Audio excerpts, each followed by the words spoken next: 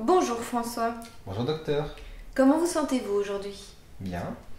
Alors je vais vous poser les questions de routine. Quel est votre nom complet?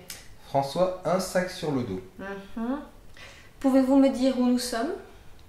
Nous sommes à l'hôpital psychiatrique. Très bien. Et quel jour sommes-nous? J-30.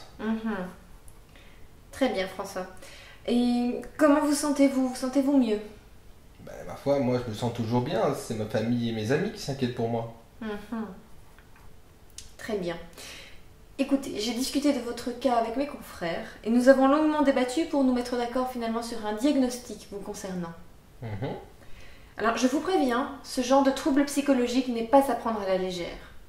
Vous souffrez d'une forme aiguë du syndrome prédépartum. Le quoi?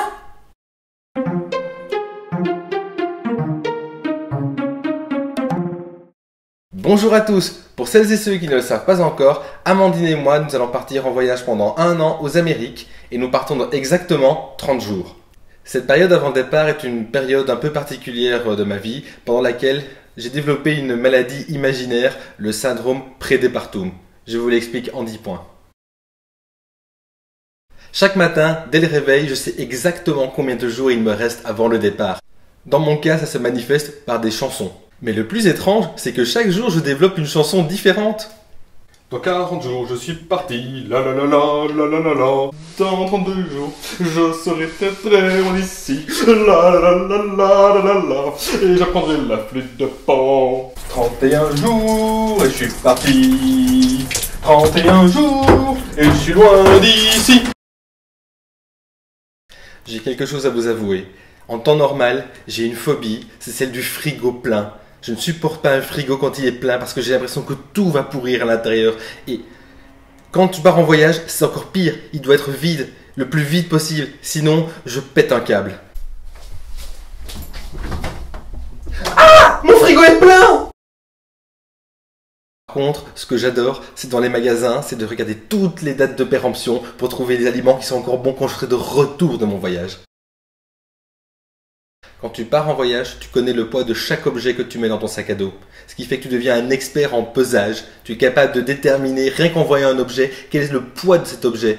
Du coup, dans la rue, tu croises quelqu'un, tu te prends un petit challenge et tu essaies d'estimer le poids de son t-shirt.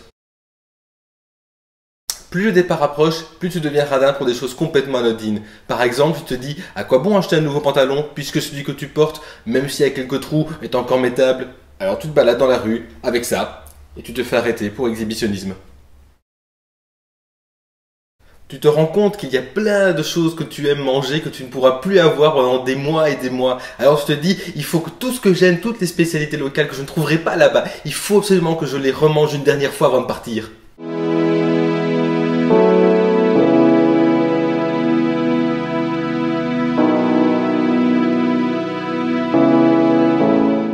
C'est ce que j'ai appelé la cure pré-départ. Mais bon, parfois aussi, il y en a qui exagèrent un petit peu.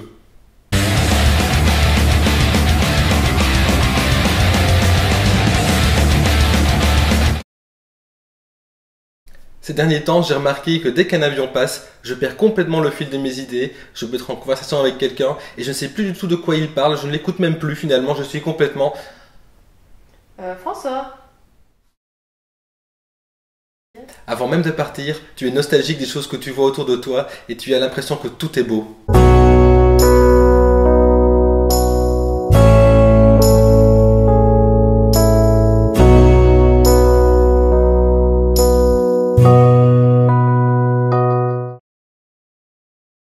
Dès que tu vois une map monde, tu es irrémédiablement attiré par elle. Tu deviens un as de la géographie, tu sais même que la capitale du Suriname c'est Paramaribo. Ton sac à dos devient le bien le plus précieux à tes yeux. Alors tu t'entraînes jour et nuit pour être sûr de le connaître de fond en comble et pour pouvoir l'optimiser. C'est quoi ce bruit? François, mais qu'est-ce que tu fous? Mais je m'entraîne pour mon sac. Mais il est 3 h du matin et on part dans 30 jours. Si toi aussi tu souffres du syndrome prédépartum, n'oublie pas de partager la vidéo. Si tu connais d'autres signes, mets dans les commentaires. Et surtout, à bientôt pour de nouvelles vidéos autour du monde. Hasta luego!